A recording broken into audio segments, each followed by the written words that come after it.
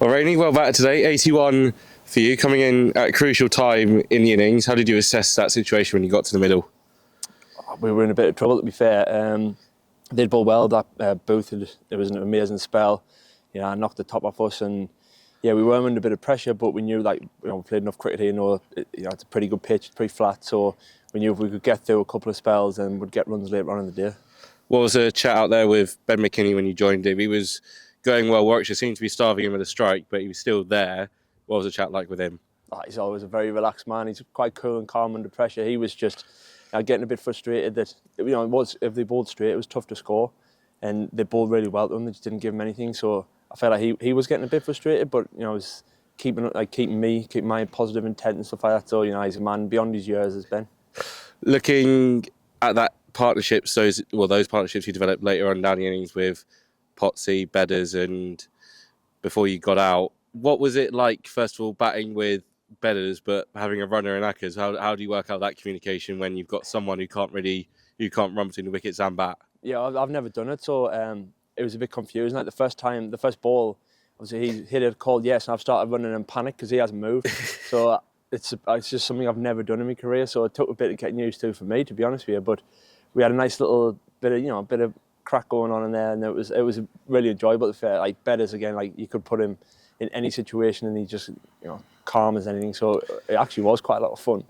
How important was that he was able to come out and bat and add those 45 runs, which put us in a very healthy position? Oh, massive! I think even him, broken toe, he is like one of the best batters, if not the best batter I've ever played with. So for him to come out, it's always nice, and you just get a feeling when he just times a few balls, you can feel that energy sapping from other teams, and I'd hate to bowl at him. So it's always nice having him there. You and Potsy seem to enjoy bowling together. You're not opposed to batting together either.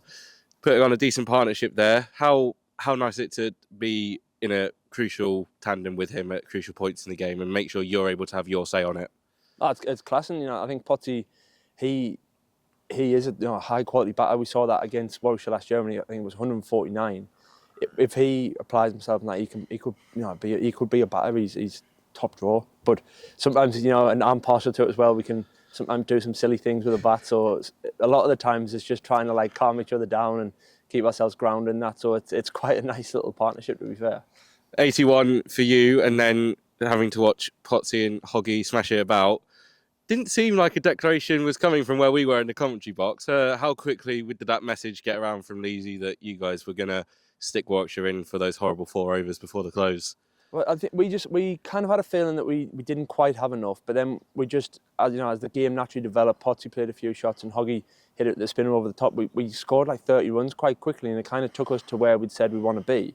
So it was a very quick, what do you reckon, lads? Do you fancy this? And everyone was like, absolutely, we'll have a crack at this. So we didn't get a wicket tonight, but it's enough runs on this pitch, or it's not going to be. It's one that we know we can bowl a team out on this pitch. We've done it a number of times, so who knows how tomorrow will go, but we're excited for it. Sets it up very nicely for tomorrow. This game has been on a seesaw type edge, always flipping one way then the other. You've mentioned it there, you guys are always going to be confident. What's that message going to be going out there first thing tomorrow morning? I think, look, we've done this a number of times here now. We know what this pitch is like. We're not expecting this to be your classic DA4 pitch. It's not going to start spinning. It's not going to go up and down. It's going to be pretty flat, but it's going to be quite hard to score. So we know it's a bit of attrition. It's a bit of moment of brilliance, can flip it either way, and we know we've got that in our changing room. So as I said, we've been in this position a number of times over the last couple of years, and we are excited for it.